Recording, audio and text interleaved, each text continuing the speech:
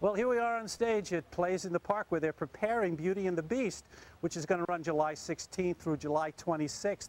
This is a special segment that we're going to be doing on flying, theatrical flying. During Beauty and the Beast, a couple of actors actually get hoisted up in the air and they get moved around. I thought it might be interesting to see how they do that. And the actor who's going to be flying in the beginning of the show is Emily Phillips, who is standing next to me. We saw Emily at Sweeney Todd. She's a resident of Edison, and she played Mrs. Lovett in the J.P. Stevens High School production of Sweeney Todd. And now here you are on stage at Plays in the Park. Yeah. Yeah. Answer me this question. When you auditioned for the show, okay, did you audition specifically for Beauty and the Beast? Well, the way they audition here is you come in, you sing a song, and then they call you back for whatever show they want. So it wasn't Beauty and the Beast that you had in mind? I actually wanted to be in Beauty and the Beast more. So when did you find out that you were actually going to be flying around? How did that happen? On the first day of rehearsal. Okay, so you're already in the show. I'm already in the show. And you said, I'm going to be in the show. Mm-hmm. And then they said, Michelle came up to me and said, "Oh, by the way, you're flying." And what was your reaction to that? I said, "Oh, okay." Was that a good thing? Yeah, I was actually really excited because why is that? I've never flown before, so it's like a new experience. But most people have. So, of course, it was a new. You had some access to flying in some other show. Yes, I was in Plays in the Park here.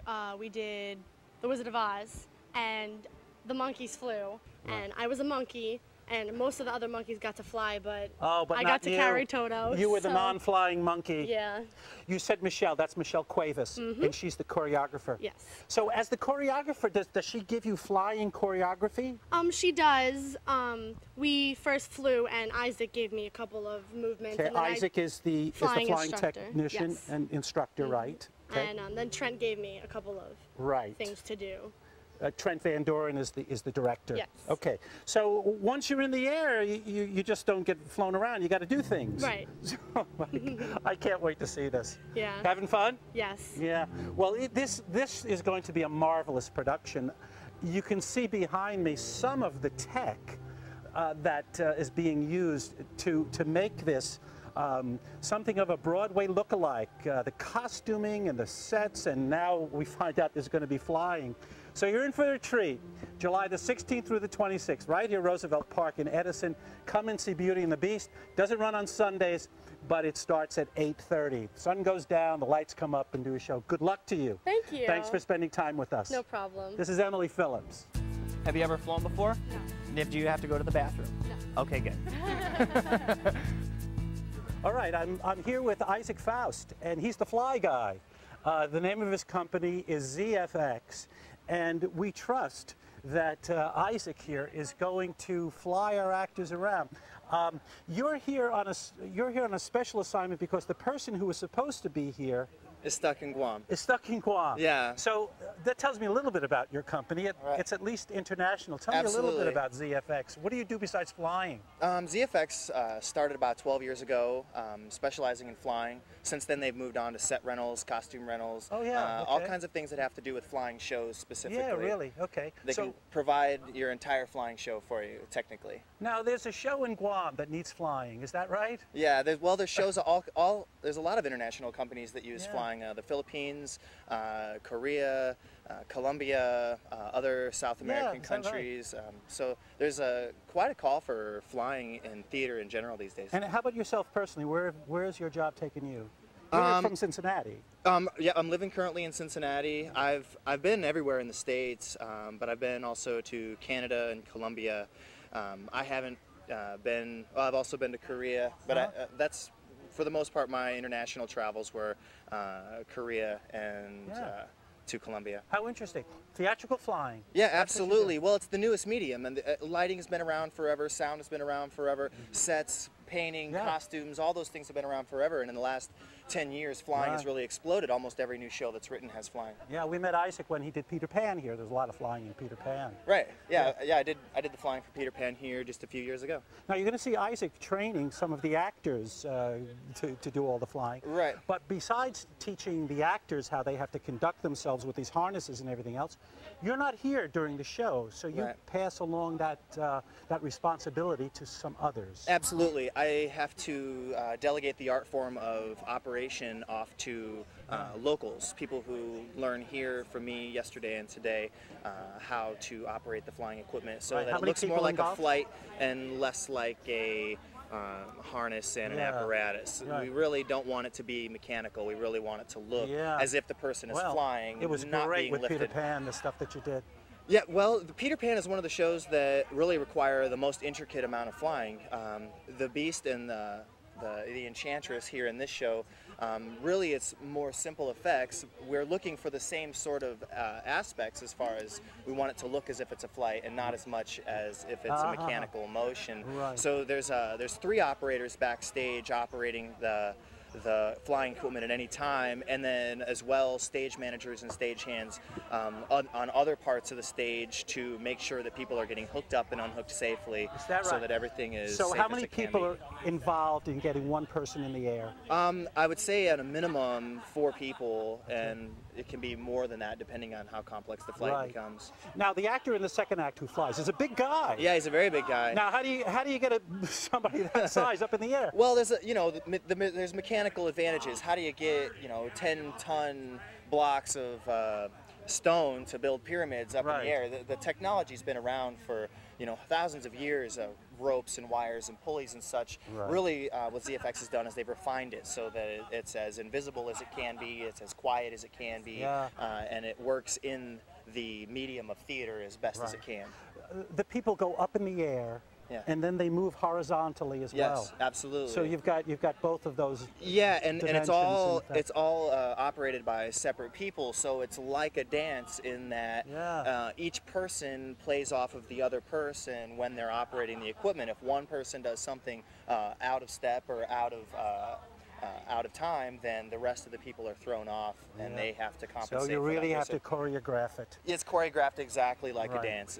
And before you leave, I'm certain that you've attended to the safety of this whole operation. Absolutely. Well, the lucky part for me is that ZFX has done all of the equipment safety. As far as the equipment goes, it's as safe as it can be. There's absolutely no way that the equipment can fail. It really boils down to the human factor and making sure that the people are trained to know what to do if this happens or if that happens, so that everything can happen safely. Obviously, we're looking for the best looking effect, but before any of that can happen, it has to be safe. Safety first. Yes. Yeah. If you could for me, Justin, just pick her up once, about a foot, just so she can feel it and you can feel it. Are you ready? Okay. About a foot. Good. That's good right there. Okay. So the position of your body is great right now. That's exactly what you want to look like. I want to ask you to do something for me just so you feel a little more comfortable, because for the most part you look a little bit tense right now. So just lean over forward. I want you to see that you can't really fall out of it. Just bend at the waist and kind of, you can just bend right here if you want. Yep. You can't really fall out of the thing. You're going to get to this position and kind of get stuck. So you can really relax up there and feel like, I am the enchantress. We've been with Isaac Faust, who is in charge of flying for Beauty and the Beast, and we're going to see him a little bit later putting the actors through the paces. Thank you, sir. Thank you. Pleasure. Is everyone ready? Let's take it from the fall of Gaston. So 69, maybe 69, and.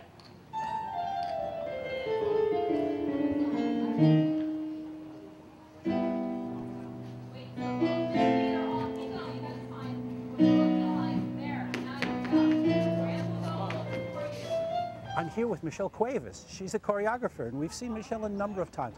In fact, last year, Michelle, we did a whole segment on Thoroughly Modern Millie. We took that one dance number all the way through rehearsal, and it was just a splendid thing. Thanks again for doing that for us. Thank you. Now you're choreographing Beauty and the Beast. How much choreography in this show?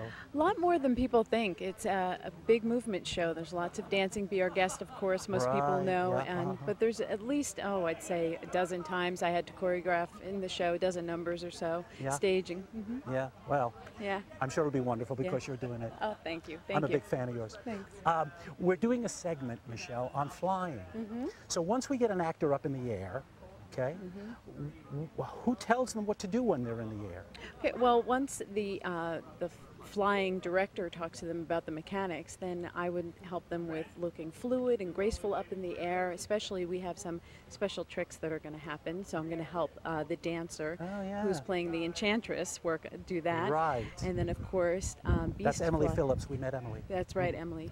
And she's also a gymnast, so it's very wonderful that she's not afraid of heights. She can do anything we want her to do. Now, how did you select her to fly? Was it because she's a gymnast? Yes, actually, I picked her because she was a gymnast, and I figured she wouldn't be afraid of heights. Yeah. She'd be game for going up there and doing anything she had to do. Has she spoken with you? She's been in the air already. Yeah. Is she afraid of heights? No. No, she's okay. She's having a great time. Yeah, well, thanks very much for stopping by. Thank you. This is Michelle Cuevas, the choreographer.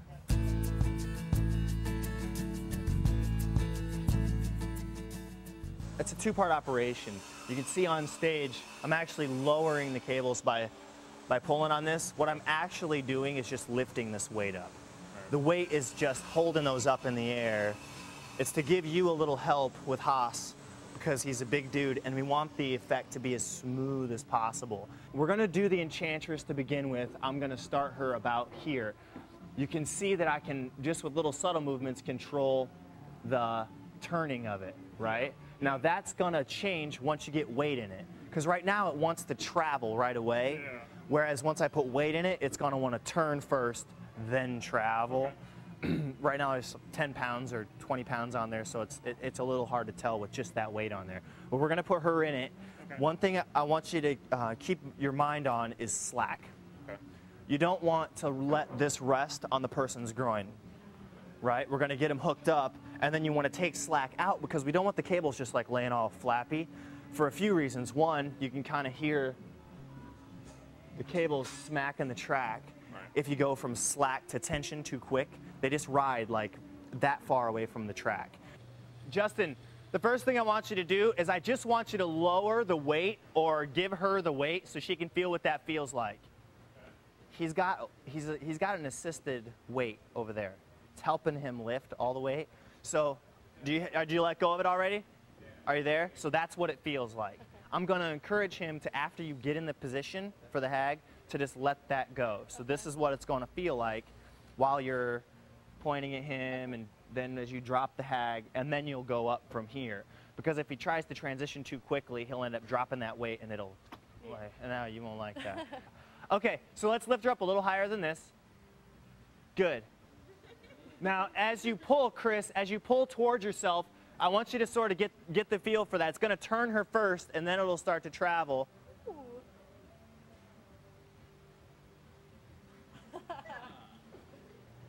Hang on a second. Come back over here.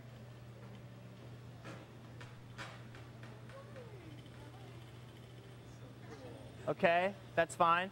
Let's go ahead and land her. And Justin, as soon as you land her, you want to grab the other line and give her just a bit of slack. A little more. Good. Right there. Okay, so back up a bit. Okay, good. 2, 1, go. Good. That one was good. Let's make sure your heels are right. You feel how you're swinging up and down stage like that? Yeah. That sort of hoax up the effect a little because you're swinging. We want to make sure that your heels end up right there. And the tough part about that is you're wearing 2 really long dresses. So we're going to find a way that you can see it. I know we will. I think we're going to end up having to, instead of putting an X between her feet, putting something at the front edge of her feet that she can see through the little hag costume. Okay, so assume the hag position. Okay, are you ready? Go ahead and give her the weight.